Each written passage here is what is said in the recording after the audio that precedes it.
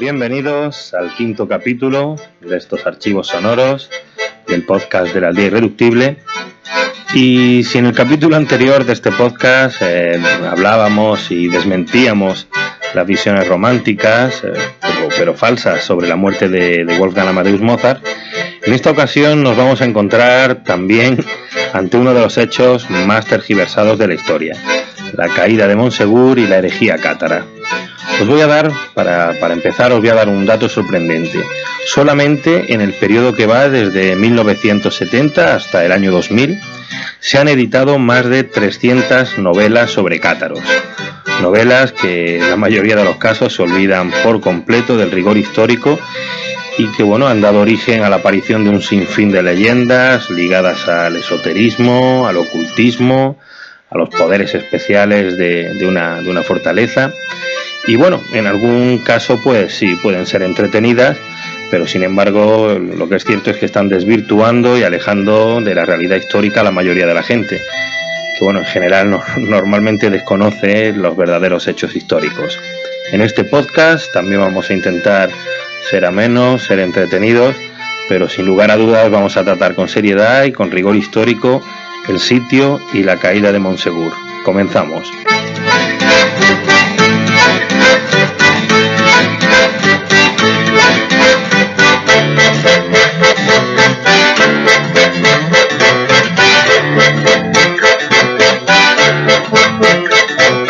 ¿Y de dónde vienen todas estas leyendas? Hay que reconocer que el tema se presta a toda clase de supercherías: templarios, el Santo Grial, religiones, herejías, ritos extraños. Todo ello en el marco de la Edad Media, de los comienzos de la Inquisición. Se dan casi todos los elementos para que la imaginación se ponga en funcionamiento, y también la caja registradora de muchos escritores y de muchas editoriales. En fin, empezando, hay que decir que una parte importante de todos estos fraudes históricos tienen su origen en dos personajes radicalmente diferentes entre sí, pero que alimentaron estas falsedades con sus trabajos poco o nada rigurosos. En primer lugar, vamos a hablar de Napoleón Peyrat, un pastor protestante que a finales del siglo XIX publicó una historia de los albigenses en 5 volúmenes, donde mezclaba historia y leyenda y que plasmaba una idea romántica de la lucha de un pueblo contra el oscurantismo de la Inquisición y una visión idealista que poco tenía que ver con la verdad. Esa visión llenó de misticismo todo el fenómeno de los cátaros y aún hoy está influyendo en muchas de las nuevas novelas.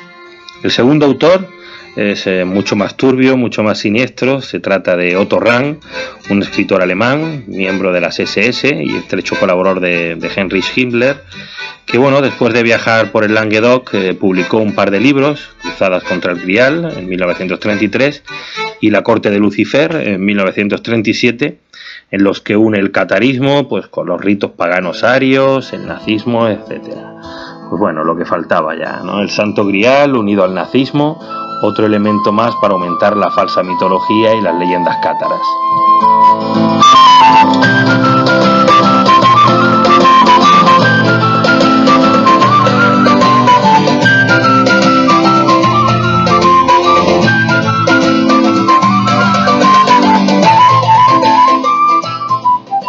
Por tanto, hoy, en la actualidad, la mayoría de los autores serios ya no hablan de misterio, sino de una estafa histórica en toda regla, que comienza por el propio castillo de Montsegur.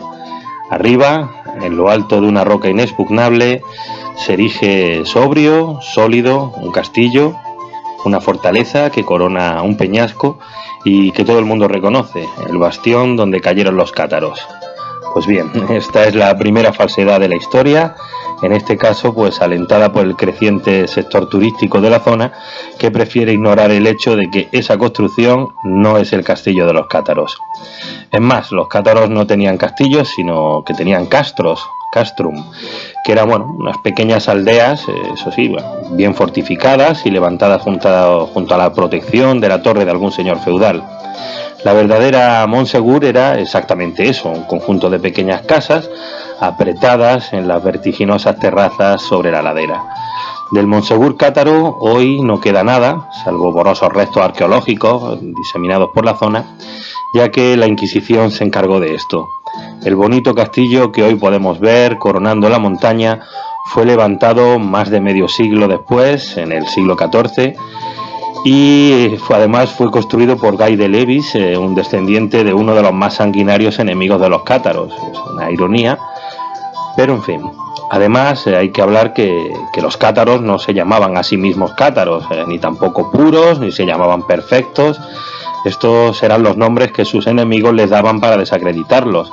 Sin ir más lejos, la palabra cátaro significa adorador de gatos, y era utilizado por la Iglesia pues para denominar a los que practicaban el beso obsceno en el trasero de los gatos. Y bueno, es una imagen muy medieval para representar los tratos con el demonio. En realidad ellos se llamaban a sí mismos pues simple y modestamente buenos cristianos o buenos hombres.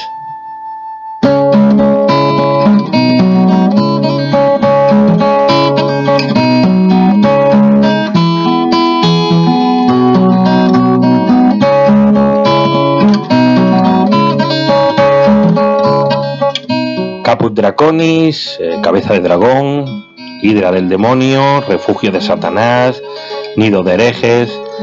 Estos son algunos de los muchos nombres con los que la Inquisición y las demás autoridades católicas hacían referencia pues a los herejes cátaros.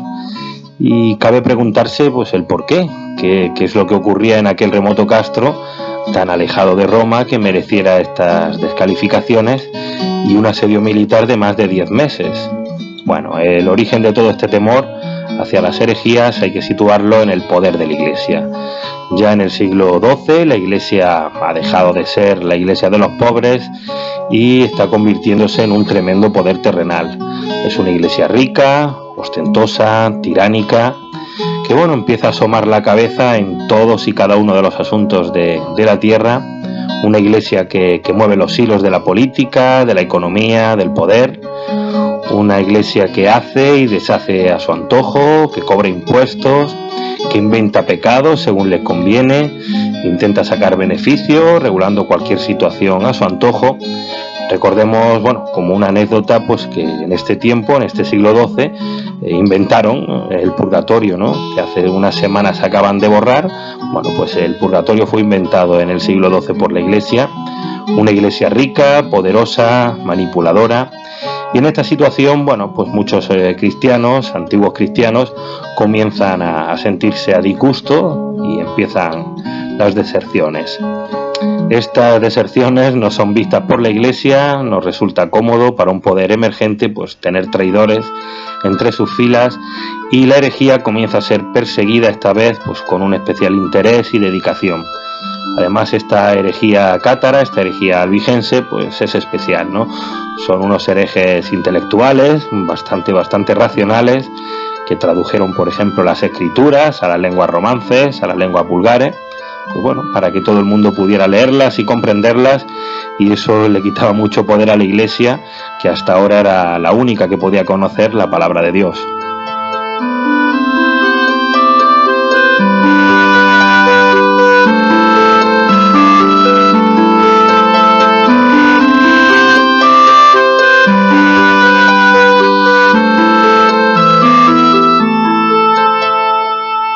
Así pues, en 1209, el Papa Inocencio III convoca una cruzada contra estos cristianos cátaros. Se convierte así en el primer papa, aunque no sería el último, que decreta que matar cristianos puede ser algo grato a los ojos de Dios y además merecedor de un suculento botín. Sin embargo, entre estas escabechinas, algunos cristianos comienzan a tener dudas, ¿no? ¿Cómo distinguir los verdaderos cristianos de los herejes cátaros? La orden es tajante y llega de Arnaud d'Amaury, abad de Citeaux y legado del Papa, y deja las cosas muy claras: matadlos a todos y arriba Dios reconocerá a los buenos. Pasan 20 años de persecuciones, de matanzas, de escabechinas. El tiempo vuela cuando lo pasas bien, y nos encontramos en 1230 en el Languedoc francés. Montsegur es un castro fortificado perteneciente a Ramón de Perel, un viejo noble creyente del catarismo, y Al año siguiente, 1231, es una fecha a recordar. Es el año de creación de la Inquisición, una institución que a los pocos meses de nacer ya está haciendo de la suya, está causando estragos entre los cátaros, que comienzan a huir y a refugiarse en Montsegur. Poco a poco, aquella colina imposible se va llenando de refugiados que ven en aquel desgarbado castro un lugar seguro, a salvo de la cruzada católica. Y durante un tiempo, pues sí, así fue.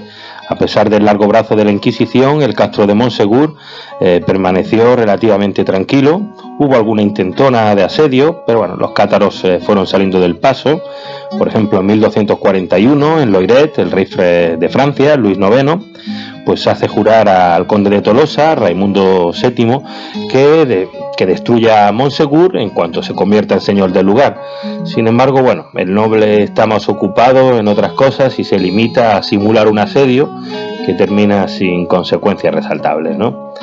La situación se va empeorando y aquí nos encontramos ante un incidente que lo agravaría todo y que terminaría por poner todo el poder de la Iglesia en un solo punto del mapa, en Montsegur.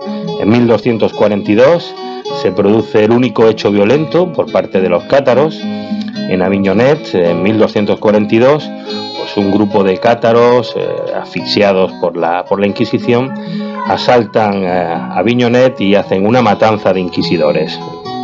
De ella pues se responsabiliza a varios nobles cátaros, entre ellos Pierre Roger de Mirepoix, y en este ataque a la Inquisición pues no se va a quedar impune. En mayo de 1343, un ejército cruzado, dirigido por el nuevo senescal de Carcasona, Hugo de Arcis, comienza el asedio a Montsegur.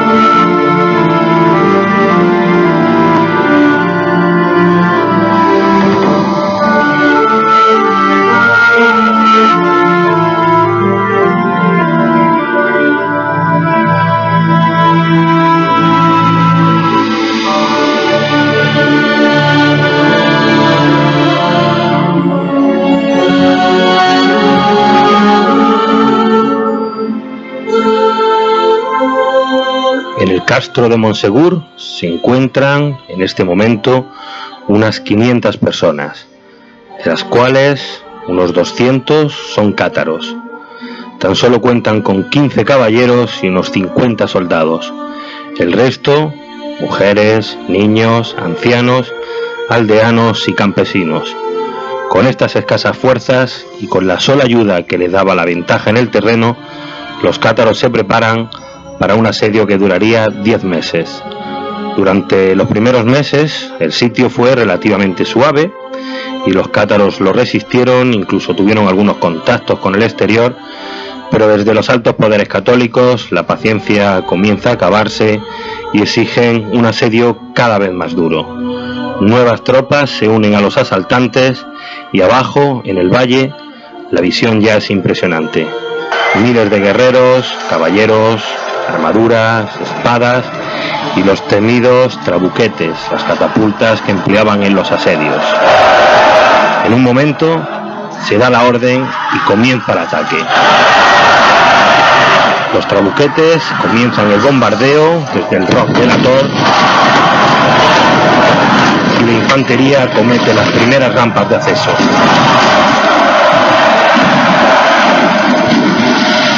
Espadas, hachas, piedras, trabuquetes, catapultas. La guarnición del castro resiste tras la muralla. Y así pasan los días, las semanas, los meses, entre ataques, defensa. Sin embargo, la fatiga, el hambre, la falta de ayuda exterior van haciendo mella. Desde la Iglesia ofrecen a los cátaros dos opciones: la abjuración inmediata o muerte en la hoguera. El 16 de marzo de 1244 es el día en que acaba todo. Los cátaros rechazan la conversión y más de 200 personas son quemadas en un cercado construido con palos y estacas en las cercanías del castro de Montsegur. Ni uno solo de los miembros de la iglesia cátara abjuró de su fe. Al contrario, 3 días antes de su trágico final, incluso hubo 21 católicos que allí estaban alojados que solicitaron convertirse mediante el consolament, el único sacramento que tenían los cátaros, y también fueron quemados. No hubo proceso, no hubo juicio alguno para aquellos cátaros que en marzo de 1244 fueron quemados en un lugar que todavía hoy se sigue llamando el Prat o el Camps del Cremat. La Inquisición, como es natural, ordenó arrasar de inmediato y desde los cimientos aquel herético castro y todas las casas que lo rodeaban. A comienzos del siglo XIV y para otros fines muy distintos, como fueron los de contribuir a la línea de defensa en la frontera sur de Francia, fue cuando se edificó realmente el castillo y la fortaleza que hoy podemos observar en la cumbre de Montsegur.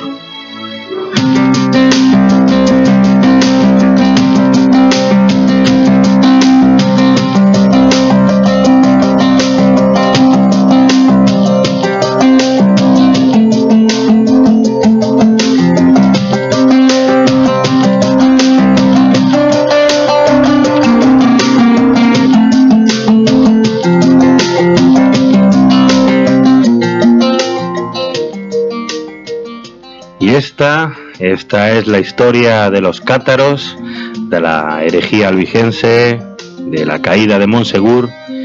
Esta es la historia, ni más ni menos. No hubo cáliz sagrado, no hubo santo grial, no hubo misterios esotéricos, no hay nazis, no hay túneles ocultos. Es una historia interesante, aunque no hace falta ponerle esos recursos, estas supercherías, estos mitos y estas leyendas para hacer que la caída de Montsegur sea un hecho histórico entretenido, ameno y que guste. En fin, espero que os haya gustado. Este ha sido el 5º capítulo del podcast Irreductible. Desde aquí quiero dar las gracias a todos los visitantes que visitan el blog, a los que se han apuntado al feed, a los que siguen, con asiduidad. Y simplemente decirles que ya estoy haciendo el sexto capítulo y que, como siempre, para terminar lo hacemos con buena música que pone punto y final a este capítulo dedicado a los cátaros. Un saludo.